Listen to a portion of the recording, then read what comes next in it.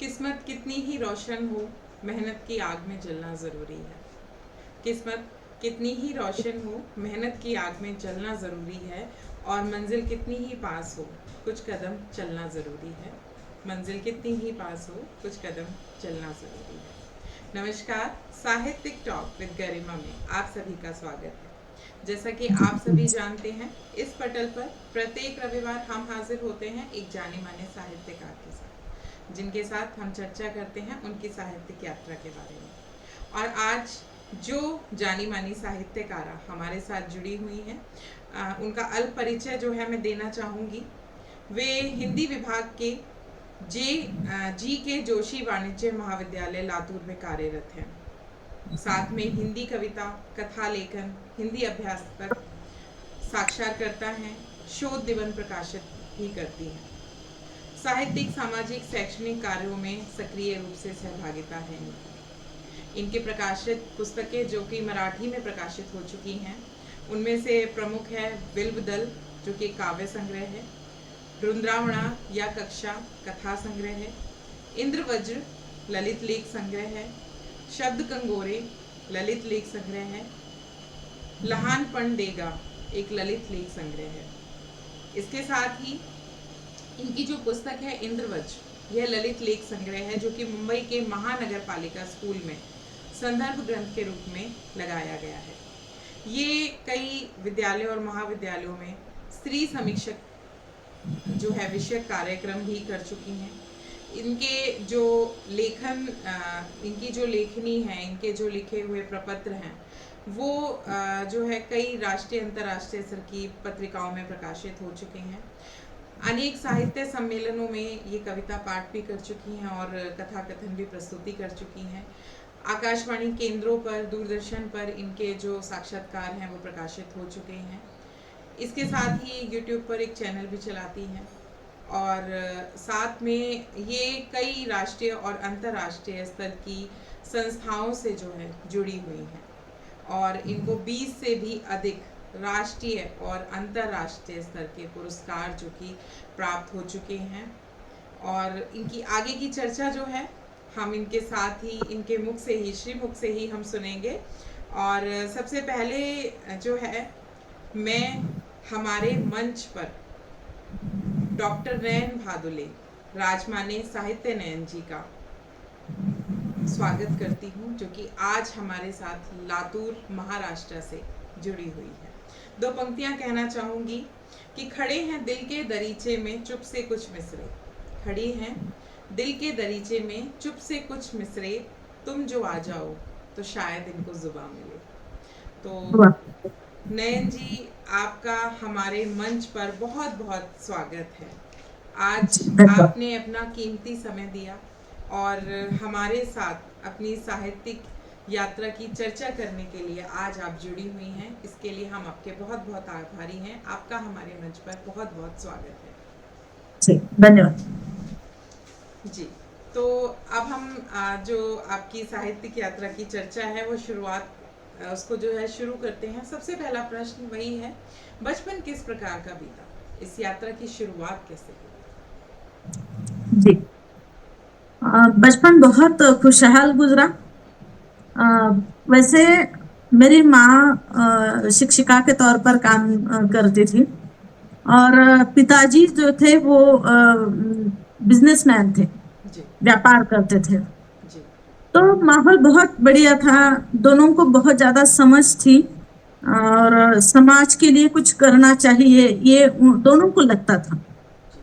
तो इस कारण हमारे आसपास बहुत सारे लोग हमेशा से रहे हैं। जी बहुत अलग अलग विचारों के लोगों के साथ रहने के कारण बहुत ज्यादा समझ आ गई। जी वैसे जन्म कहवा नाम का एक गांव है सोलापुर जिले में। तो कस्बा वजा गांव उसमें हो गया था। जी और आगे जो बचपन की पढ़ाई थी वो कुर्डू नामक गांव जो कुर्डवाड़ी के पास में है। जी कुर्डवाड़ी थोड़ा सा तालुका वजा प्लेस और उसके पास कुर्डू नामक एक कस्बा वजा गांव। तो उसमें जिला परिषद में माँ कार्यरत थी स्कूल में। और वहीं पर हम बचपन में पढ़ते थे। जैसे मंदिर में जाकर जो छुट्टी मिलती थी तो मंदिर में जाकर आते थे। पास में ही एक नागनाथ का मंदिर था ठीक या है। फिर मारुति का मंदिर था, तो हनुमान जी के दर्शन कर कर आते थे। ऐसे खुशहाल, जैसे एक दूसरे के डिब्बे का जो खाना बहुत पसंद करते हैं बचपन में हम, तो उस प्रकार से वो मस्ती करते थे। पास में से ही थोड़ा सा छोटा सा नहर था, तो वहां पर जाकर वहां भी हुल्लड़बाजी करते थे। जी। और हर एक जो एक्टिविटी स्कूल में चलती थी उसमें सहभाग लेते, हर एक में बस सबसे आगे होना चाहिए, ये थोड़ा सा था। तो बहुत अच्छा गुजरा बचपन।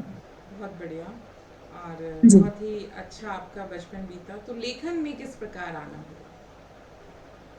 लेखन की बात तो शुरुआत में ऐसे ही स्कूल में जैसे कुछ लिखने के लिए कहा जाता है या परिपाठ होता है, उसमें कुछ बात करनी होती है, जी। तो बस माँ के पास समय नहीं होता था बहुत बार, तो माँ से कभी या फिर पिताजी से कभी उनके आगे जाकर बैठते थे कि भाई मुझे ये करना है, तो बता दीजिए कि क्या करना होगा। जी। तो दोनों ने कुछ मार्गदर्शन उस समय जो भी किया उम्र के हिसाब से, जी। तो वो आदत पड़ गई कि हमें कुछ लिखना है। तो उस हिसाब से शुरुआत हुई, और फिर बाद में जैसे प्रतियोगिताएं होती हैं तो उसमें सहभाग, तो उसके लिए कुछ पढ़ना चाहिए, फिर पढ़ने के बाद कुछ अपने विचार रखने चाहिए, ये प्रोसेस शुरू हो गई। और ऐसे करते करते सबसे पहली बार जब मैं फर्स्ट ईयर में थी, FYP जिसे कहा जाता है, तो उसमें थी, तब पहली बार वृत्त पत्र में यानी अखबार में मेरी कविता छपी। जी। तो बहुत ज्यादा खुशी थी, क्योंकि महाविद्यालय में होना और वृत्तपत्र में अपना कुछ छप कर आना ये बहुत बड़ी बात लगी उस वक्त। तो वहां से फिर ज्यादा प्रेरणा मिली कि भाई अभी हमें कुछ और लिखना चाहिए। तो जैसे अखबार में कुछ ये छपकर आ जाता था कि भाई ऐसी ऐसी प्रतियोगिता है, इसमें भाग लीजिए, तो वहां पर भेजना शुरू कर दिया। तो उसके लिए लिखना, फिर कुछ सोच विचार कर, कुछ पढ़कर, कुछ करके, और ऐसी शुरुआत हो गई। बहुत बढ़िया बात है कि आपकी शुरुआत इतनी अच्छी हुई। तो जी। पहली जो रचना थी, पहली कविता आपने किस उम्र में लिखी? वैसे जैसे बचपन में हम कुछ यमक को यमक लगाकर या फिर रोक रोट टोल लगाकर जब जो लिखते हैं, वैसे तो शुरुआत स्कूल में ही हो गई थी। लेकिन कुछ सोच विचार कर अपने विचारों को गंभीरता पूर्वक कुछ रखना, ये बात महाविद्यालय की शुरुआत में ही शुरू हो गई। जी। और तब जाकर मैंने एक इस प्रकार की रचना लिखी थी कि महिलाएं जो है उन्हें हर बार ना कहा जाता है। वैसे वो खुद कभी नकार का अनुभव नहीं लेती है, वो किसी को ना नहीं कहती है, जी। लेकिन उन्हें हमेशा ना कहा जाता है कि कुछ भी उन्हें करना है तो नहीं, ये नहीं करना है, ये नहीं करना है, ऐसा नहीं वैसा नहीं। बिल्कुल तो बिल्कुल। उस विषय को लेकर मैंने लिखा था शुरुआत में। जी। बहुत अच्छी जी। बात है और बहुत अच्छा विषय जो है उस पर आपने लिखा। तो जी। परिवार का सहयोग किस प्रकार का रहा आपके लेखन में? परिवार का तो मैंने बोला कि माता पिता बहुत ज्यादा समझदार होने के कारण बहुत ज्यादा प्रेरणादायी था। और हम 5 बहनें और एक भाई है, तो आपस में हमारा बहुत चलता था कि एक दूसरे का कुछ पढ़ना लिखना या कुछ बातें करना वगैरह। तो बहुत अच्छा परिवार का जो भी वातावरण था बहुत अच्छा था, परिवेश जो है वो बहुत बढ़िया था। जी। बहुत बढ़िया बात है कि आपको पारिवारिक जो माहौल है वो बहुत अच्छा मिला जी। और जी। सबका सहयोग आपको मिला। तो जी। जैसे कि आप एक शिक्षिका हैं और क्योंकि बड़े बच्चों को आप पढ़ाती हैं, कॉलेज में जो है, महाविद्यालय में आप शिक्षिका हैं, प्राचार्य हैं, तो ऐसे में आपका वहाँ समय और ऊर्जा बहुत लगती है। और इसके जी। साथ ही लेखन, इसमें भी बहुत सारी ऊर्जा आपको चाहिए होती है। उसके साथ ही आप साक्षात्कार भी करती हैं, इतने सारे मंचों से जुड़ी हैं जी। और दूसरे जो भी कार्यक्रम होते हैं उनमें भी जाना आना होता है। तो ये लेखन किस प्रकार मैनेज कर पाती हैं, कैसे ये सब कर पाती हैं? जी। इसके लिए बचपन से ये आदत हो चुकी है कि जो हम काम करते हैं उसमें बदलाव करें तो वो आराम हो जाएगा। जी काम तो करना ही है, जी कभी ऐसे समय खाली नहीं गंवाना है। जी तो इसका एक काम हुआ ना तो दूसरा अगर उसमें बदलाव हो जाता है, दूसरा काम शुरू कर देते हैं तो बस रिफ्रेश हो जाते हैं। जैसे मैंने बहुत छोटे बच्चों के प्रकल्प में भी काम किया है, 10 साल तक मैं वहां पर काम करती थी। तो वहां पर भी बहुत ज्यादा एनर्जी लगती थी। सुबह 8:30 बजे जाना और फिर 3:30 4 बजे तक स्कूल छूटता था। और मैं वैसे ही वहां पर प्रिंसिपल के तौर पर वहां पर थी, तो बहुत ज्यादा जिम्मेदारियां थी, बहुत समय वहां पर देना पड़ता था। लेकिन इतने बाद भी ये इतनी व्यस्तता के बाद भी मैं कुछ अगर मेरे दिमाग में आ जाता था तो मैं रात को बैठकर लिखने बैठ जाती थी। ऐसा नहीं कि मैं बस अभी थक गई हूँ, अभी कुछ आगे नहीं करना है, ऐसा मुझे कभी लगता नहीं है। अभी भी वैसे है जैसे आपने कहा कि सीनियर के छात्रों को पढ़ाते हैं, और वैसे मेरे कॉलेज की एक विशेषता है कि वो राष्ट्रीय वाणिज्य महाविद्यालय है। तो बच्चे जो है वो कहीं अन्य जगह पर कुछ पढ़ाई करते हैं, प्रतियोगिताओं में भाग लेते हैं, जैसे सीए वगैरह होता है, या फिर अन्य कुछ प्रतियोगी स्पर्धा परीक्षाएं होती हैं, उनकी तैयारियां करते हैं। या फिर जो किसान के बच्चे हैं जो दिन भर हल चलाते हैं और बाद में रात को महाविद्यालय में आते हैं, तो इन बच्चों को पढ़ाती हूँ तो बस एक अलग माहौल रहता है, और एक अलग ऊर्जा इनसे मिलने के बाद प्राप्त होती है। जी तो कभी लगता नहीं है कि मैं अभी थकान बहुत ज्यादा महसूस कर रही हूँ। जी रात अपनी होती है, दिन लोगों का क्यों ना हो। जी बिल्कुल। ये थोड़ा सा है मेरा कि मैं रात को बैठकर ज्यादा लिखती हूँ, सुबह उठकर ज्यादा पढ़ती हूँ। बहुत अच्छी पढ़ाई बात। अगर कुछ मुझे पढ़ना है तो मैं सुबह पढ़ती हूँ, और अगर कुछ लिखना है तो रात को लिखती हूँ। बहुत इस अच्छी प्रकार बात से है। समय निकाल लेती हूँ। बिल्कुल जी। बिल्कुल, आप समय का बहुत अच्छे से सदुपयोग जो है वो आप कर पाती हैं। जी। बहुत ही अच्छी जी। बात है। इसके साथ ही हम चाहेंगे कि हमारे दर्शकों को, हमारे श्रोताओं को आपकी मधुर आवाज़ में आपकी कोई एक रचना सुनने को मिले। जी। मैंने जैसे कहा कि घर का माहौल थोड़ा सा सामाजिक होने के कारण मेरी रचनाएं बहुत ज्यादा गंभीरता की ओर मुड़ती है। जी वैसे मनोरंजन पर लिखना मुझे उतना आता नहीं है। जी मैं हमेशा कुछ जो समाज में समस्याएं होती हैं उन पर लिखती हूँ। कहानियां भी मेरी वैसी हैं, जी बहुत ज्यादा कहानियां वैसी हैं, और कविताएं भी वैसी हैं। तो एक विद्रोह नाम की रचना आपके सामने रखती हूँ। जी दोपहर की चिलचिलाती धूप में वो ढो रही है। दोपहर की चिलचिलाती धूप में वो ढो रही है अपने साथ दूसरों का भी बोझ। अपने साथ दूसरों का भी बोझ, भले चाहे उसे कितना ज्यादा, भले चाहे उसे कितना ज्यादा श्रम सहना पड़े, लेकिन किसी के राज में न रहना पड़े, किसी के राज में न रहना पड़े। बहुत तो एक खूबसूरत। प्रकार से एक संघर्षरत स्त्री की जो मन की बात है वो मैंने इसमें बिल्कुल, रखी बहुत है। खूबसूरती से आपने एक ऐसी स्त्री की जो भावनाएं हैं उसकी जो व्याख्या है वो बहुत अच्छे, बहुत सुंदर तरीके से आपने की। जी। इसके साथ ही अब अगले प्रश्न की ओर बढ़ते हैं। लेखन के जी। साथ साथ आप और क्या क्या करना पसंद करती हैं? जी, सवाल सुनाई नहीं दिया। लेखन के साथ साथ आप और क्या क्या करना पसंद करती हैं? जी, लेखन के साथ में वैसे मैं समाज में सामाजिक संस्थाओं से जुड़ी हूँ। बहुत ज्यादा लगाव है, जैसे बचपन से मुझे वो विरासत में मिला है विचार।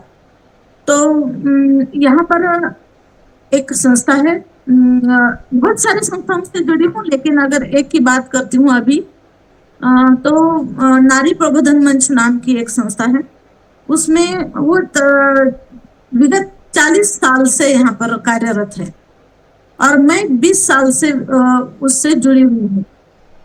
और वो संस्था महिलाओं और बालक इनके विकास के लिए काम करती है। जी तो हम फील्ड वर्क करते हैं, गांव में जाकर काम करते हैं। जी यहाँ लातूर जिले के 15 गांव हैं, उसमें अभी तक काम किया है, और अमरावती जिले के 80 गांवों में काम हो चुका है। जी, बहुत बढ़िया बात और है। बहुत जी, और बहुत ज्यादा इसमें बहुत वैरायटी है काम में।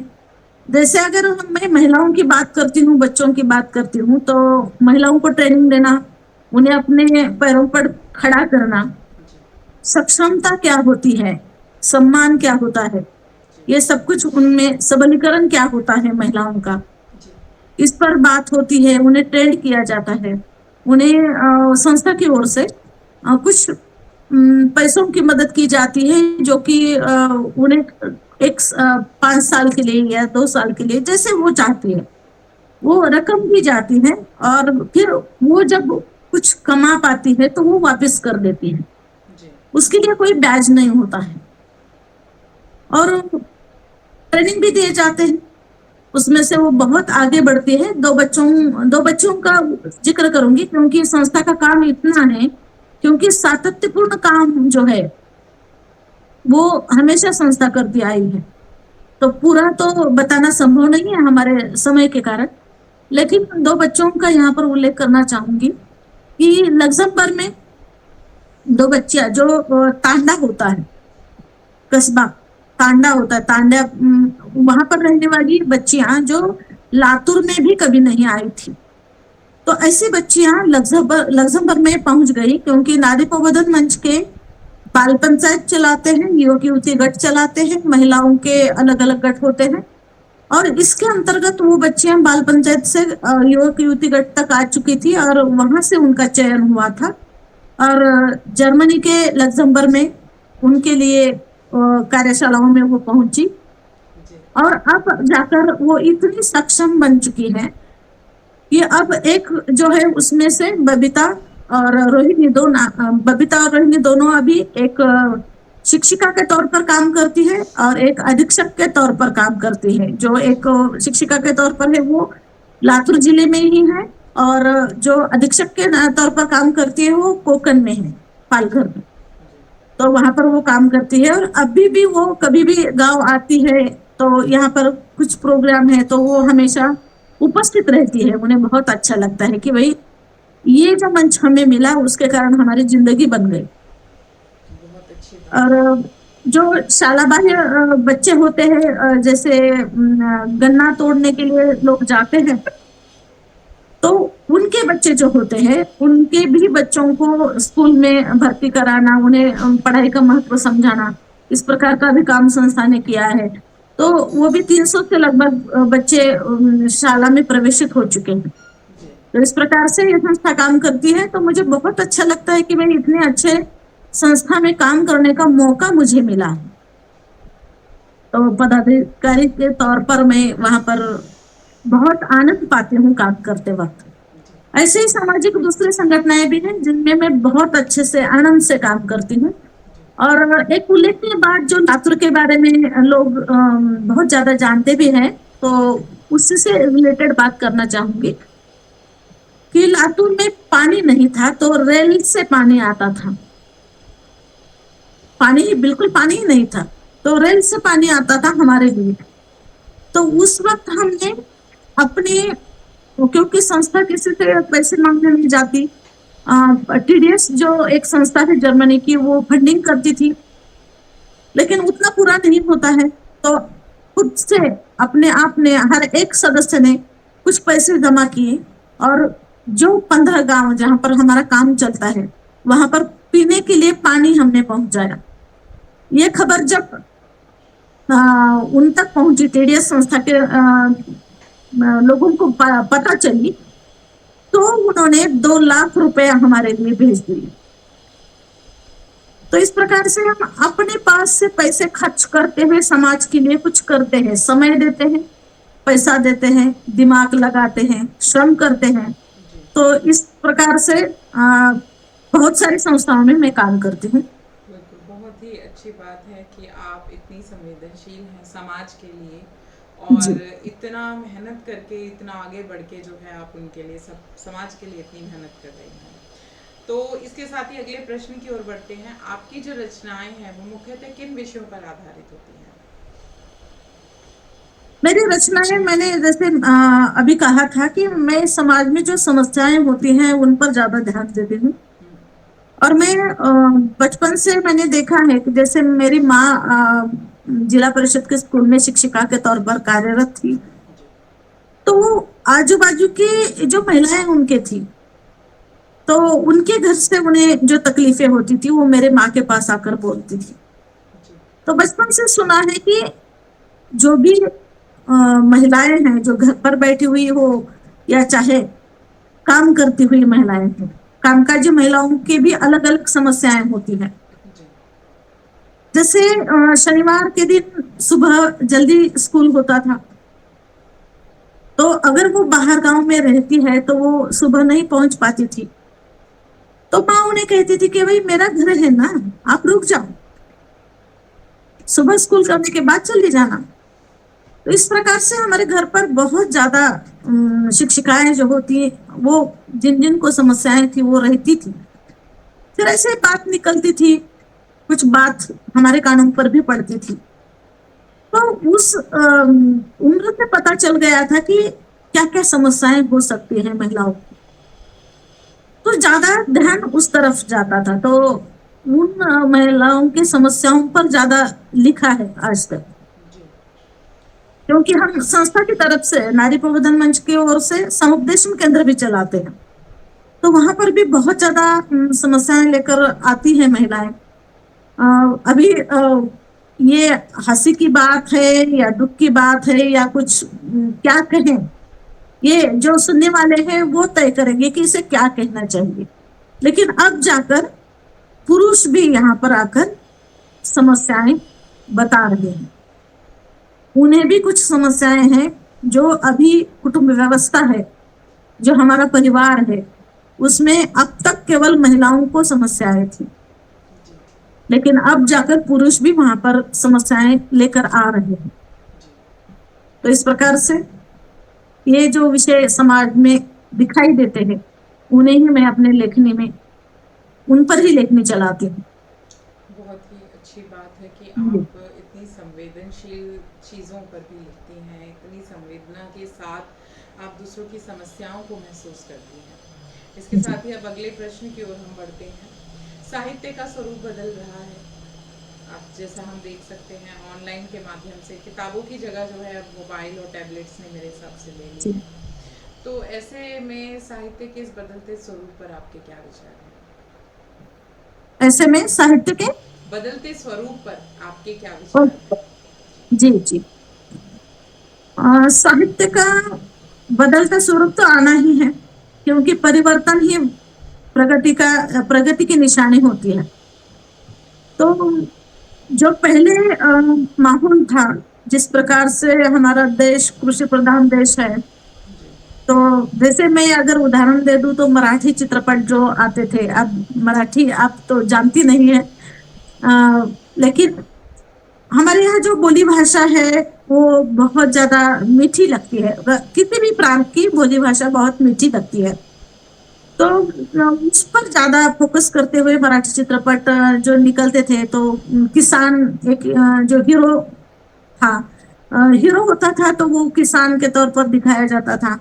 और उसकी जो पत्नी है वो उसके लिए खाना लेकर आती है वगैरह वगैरह, ये सब कुछ चित्रित होता था। तो ये चित्रित होता था क्योंकि ऐसे लिखा जाता था, लेखन में ऐसा था, साहित्य में ऐसा था, इस प्रकार की कहानियां गढ़ी जाती थी। जी तो आज जब अपने काम के लिए जाने के लिए फोर व्हीलर लेकर जा रहे हैं, अभी शिक्षक भी, प्राइमरी टीचर भी फोर व्हीलर लेकर काम के लिए जाते हैं। तो अब कहाँ वो माहौल रहा है पहला। बिल्कुल तो फिर बदलाव तो होना ही है। बिल्कुल जी। तो ये एक छोटी बात मैंने बताई, इस तरह से हर एक बात में बदलाव है। जैसे एक बहुत ज्यादा विकसित भौगोलिक जो परिवेश है वो बदल चुका है, बहुत ज्यादा विकसित हो चुका है। बिल्कुल वैसे परिवार के बारे में अगर कहे तो बहुत ज्यादा बदलाव जो आए हैं वो विकास के तौर पर नहीं कहेंगे, लेकिन भावनात्मक तौर पर बहुत ज्यादा उसमें बदलाव आ चुके हैं। तो बहुत दुख हो रहा है, लोग अपने अपने दिल के पास के लोगों को भी ज्यादा मिल नहीं पा रहे हैं। जैसे आर्थिक तौर पर विकसित होना एक प्रगति मानी जाती है, जी तो भावनाओं को भी बहुत ज्यादा मरोड़ना पड़ता है। जी। उतना समय एक दूसरे को आदमी नहीं दे पाता है। बिल्कुल बिल्कुल। जी। तो ये सब कुछ जो बदलाव है अपना हमारी जिंदगी में हर क्षेत्र में, जैसे आर्थिक, सांस्कृतिक है, राजनीतिक है, हर क्षेत्र में जो भी बदलाव है उनका साहित्य में आना लाजमी है। बिल्कुल। जी। बहुत ही अच्छी बात आपने कही है। परिवर्तन ही जी। जो मुझे लगता है प्रकृति का नियम है।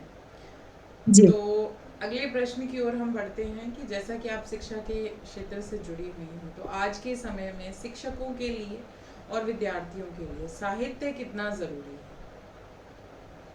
बहुत ज्यादा महत्व रखता है साहित्य, क्योंकि मैंने जैसे कहा कि मैं वाणिज्य महाविद्यालय में पढ़ाती हूँ। जी तो शुरुआत में मैंने देखा कि जैसे ही मैं कभी बच्चों को कुछ प्रतियोगिता में सहभागिता के लिए बोलती थी तो वो ऐसे उतने उत्साहित नहीं रहते थे। जी उन्हें लगता था कि भाई हम कॉमर्स के छात्र हैं, फिर हमें कहाँ ये सब कुछ करना है, हमारा समय इसमें चला जाता है। जी जैसे जैसे मैंने उन्हें कुछ प्रोग्राम में इंक्लूड कर लिया, उन्हें कुछ बस ऐसी चीजें दिखाई, या फिर जी जो कुछ भी हो, मेरी कहानियां की किताबें हो या अन्य किसी लेखक की किताबें हो, जैसे पाठ्यक्रम में जो किताब होती है उसके सिवाय जो भी संदर्भ ग्रंथ था तो वह मैं खुद लेकर क्लास में जाती थी और बच्चों को कहती थी कि आज ये मैंने इसके साथ संदर्भ ग्रंथ जो है मैंने लेकर आई हूँ आपके लिए, तो 2 दिन में इसे पढ़कर आना है, कौन पढ़ेगा। उनके लिए कुछ प्रतियोगिता रखती थी, तो बच्चों में वो रुझान पैदा हो गया जी और वो बच्चे पढ़ने लगे। तो ऐसे ही बदलते बदलते माहौल बदल गया और वो बहुत ज्यादा पसंद करने लगे। तो मैंने उसके उनके माध्यम से मैंने पथनाट्य बिठाया, उनका नाटिका बिठाई, नाटक बिठाया। तो इस प्रकार से मैं उन्हें लेकर आई। एक तो छोटा सा किस्सा है जो मैं सुनाना चाहती हूँ स्वागत है। कि मैंने पथनाट्य जब बिठाया तो वो बच्ची बहुत उत्साहित थी। जी लेकिन जब उनके घर वालों को पता चला कि ये पथनाट्य है तो ये रास्ते पर होगा, तो उन्होंने कहा कि नहीं, हमारी बच्चे रास्ते पर जाकर कुछ नहीं करेगी। और ये कब कहा कि सुबह हमें 10 बजे पथनाट्य वहां पर प्रेजेंट करना है, जी सादर करना है, और 1 घंटा पहले हमें पता चला। वो समय पर नहीं आई तो हमने पूछा कि भाई क्यों नहीं आई, क्यों नहीं आई। तो उसे फोन लगाओ, ये करो वो करो, तो वो फोन नहीं उठा रही है। तो सहेली को एक उसने कहा कि भाई मेरे घर वाले मुझे नहीं भेज रहे, मैं मैम को कैसे कहूँ अब इस समय, मैं उन्हें कैसे बता सकती हूँ कि मैं आ नहीं सकती हूँ।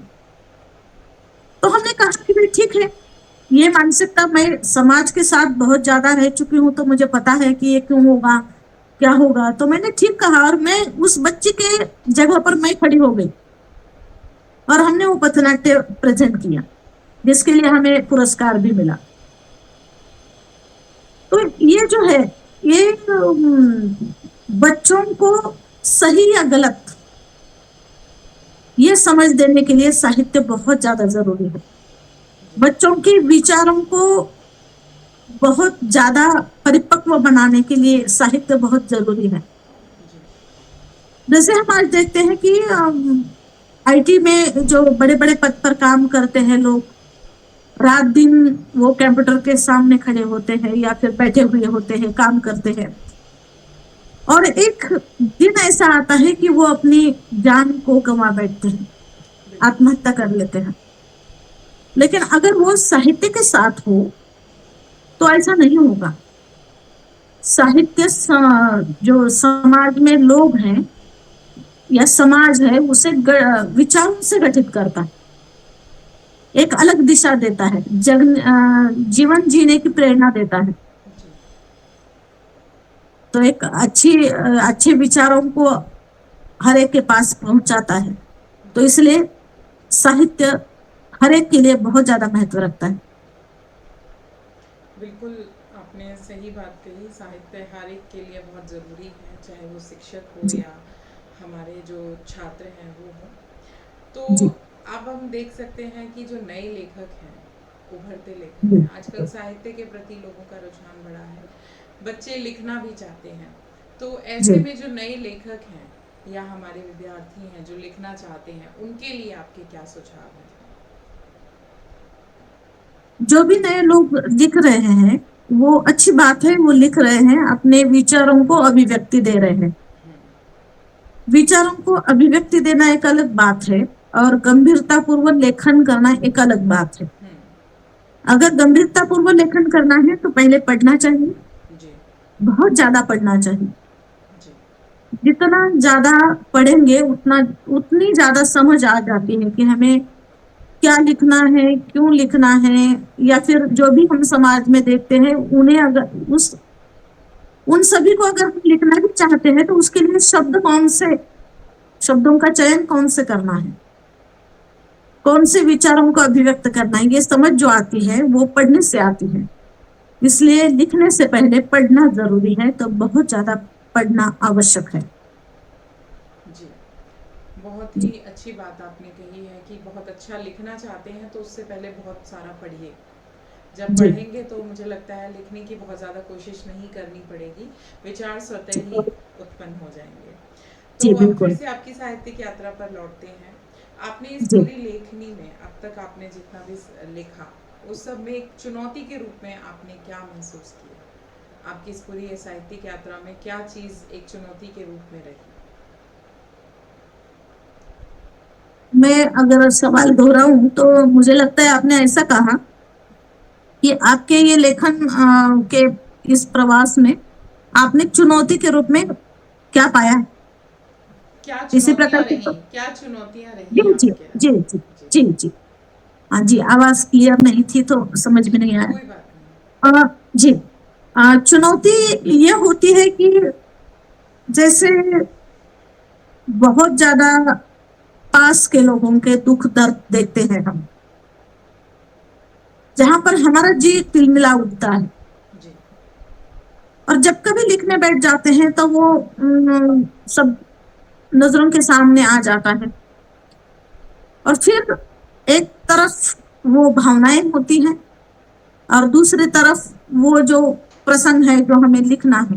जी तो इस वक्त थोड़ा सा वो कठिन जाता है कि भाई इन भावनाओं को शब्दों में कैसे पकड़े, जी क्योंकि जो लोग हमसे दूर है या फिर कहीं हम अन्य जगह पर जब देखते हैं तो हमारा और उनका कोई रिश्ता नाता नहीं होता है, जी तो हम उनके दुख की तरफ इस नजरे से नहीं देखते हैं।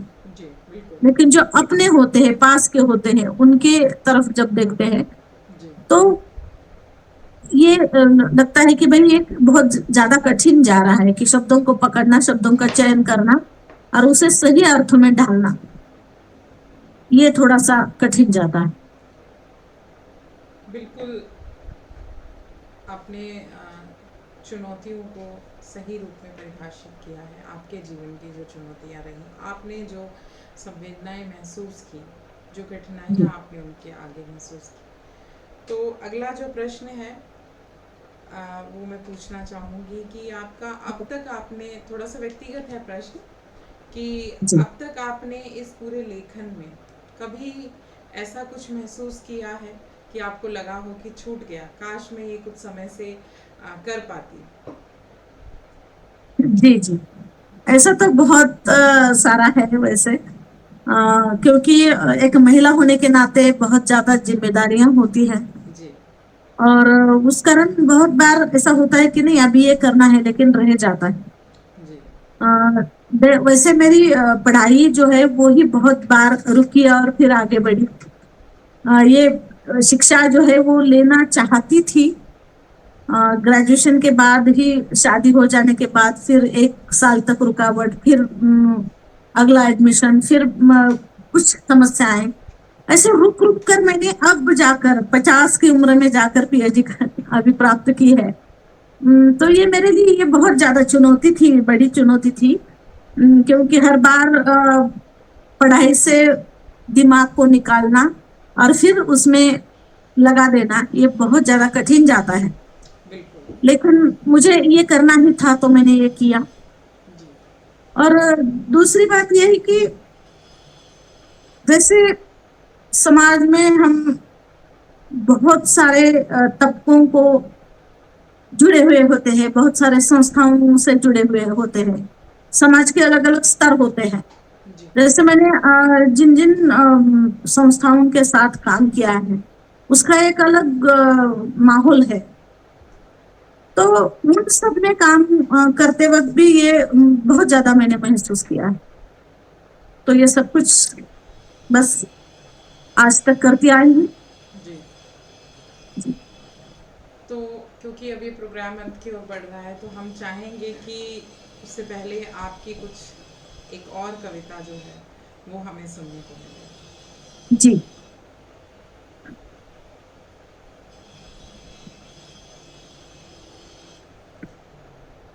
जिंदगी किस प्रकार हमें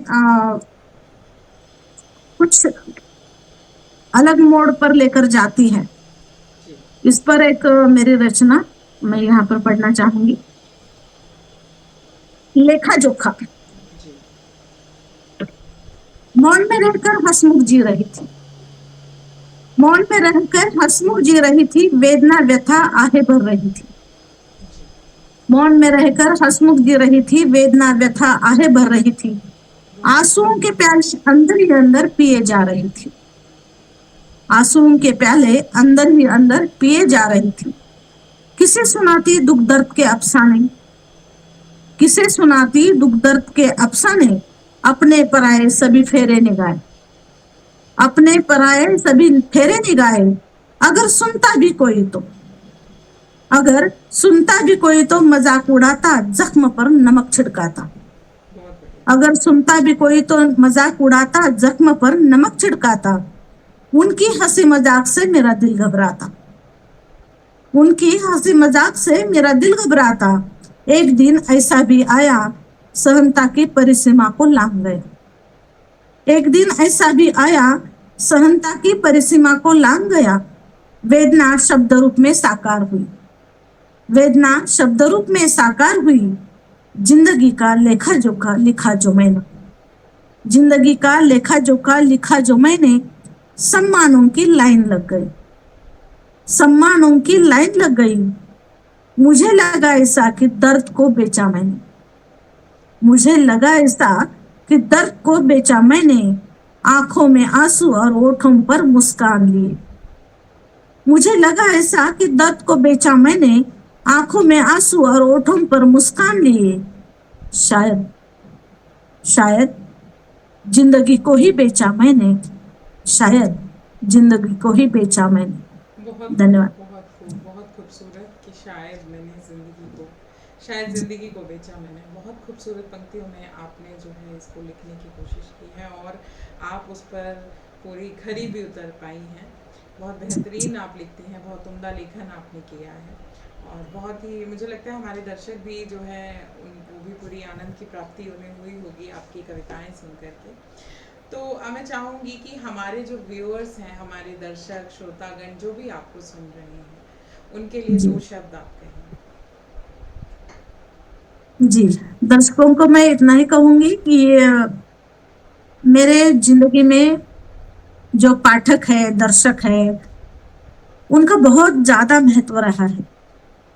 जैसे कि मैंने लिखना शुरू किया तो जो पढ़ने वाले थे, जैसे अखबार में आता था तो वो पढ़ने वाले थे, और बहुत कम उम्र में लिखने की शुरुआत करने के बाद भी कुछ बीच में ऐसा समय गया कि बस कुछ नहीं कर पाई, लेकिन उसके बाद जब शुरुआत की तब भी बहुत ज्यादा पाठकों का संबंध रहा, बहुत स्नेहपूर्ण रहा। उन्होंने पढ़ा, उस पर उनकी प्रतिक्रिया क्रियाएं जो हैं वो उन्होंने मुझ तक पहुंचाई। तो ये एक शाबाशी होती है लिखने वाले के लिए, प्रेरक रहता है, ये सब कुछ प्रेरणादायी होता है। तो बहुत ज्यादा ऊर्जा मिलती है इनके कारण। जी तो उनके लिए बहुत मेरे दिल में अलग स्थान है उनके लिए। जी और जैसे ही बोलना शुरू किया, तो ये जो श्रोता लोग होते हैं उनके बस बहुत गंभीरता से सुनने के कारण ही वक्ता जो है वो अलग विषयों को उनके सामने रख पाता है। जी उनकी जो प्रतिक्रियाएं होती हैं वो तो प्रेरणा देती है। तो इन सब के लिए मैं इतना ही कहना चाहूंगी कि जैसे आज तक आपने मेरे इस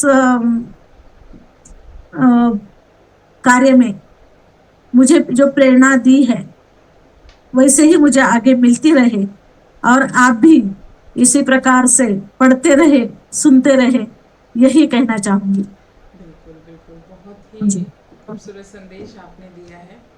जी और मुझे लगता है हमारे व्यूअर्स भी ज़रूर आपकी जो ये साहित्यिक यात्रा है इससे ज़रूर कुछ ना कुछ सीखेंगे कि हमें समाज के लिए सदैव कुछ ना कुछ देने की कोशिश करते रहना चाहिए। जी और दो पंक्तियां कहना चाहूँगी कि हद में रहकर कभी कामयाबी नहीं मिलती, हद में जी रहकर कभी कामयाबी नहीं मिलती, जीत के लिए हद पार करनी ही पड़ती है। और बिल्कुल हमें हमेशा कुछ ना कुछ कोशिश करते रहनी चाहिए, तभी हमें कामयाबी मिलेगी और तभी हम समाज के लिए कुछ ना कुछ अवश्य कर पाएंगे। और अब मैं हमारे मंच की ओर से साहित्य नयन जी का बहुत बहुत आभार प्रकट करती हूँ कि आज आप हमारे मंच से जुड़े, आपने अपनी साहित्यिक यात्रा की जो चर्चा है वो हमारे साथ की, हमारे व्यूअर्स को आपके माध्यम से इतना कुछ जानने को मिला।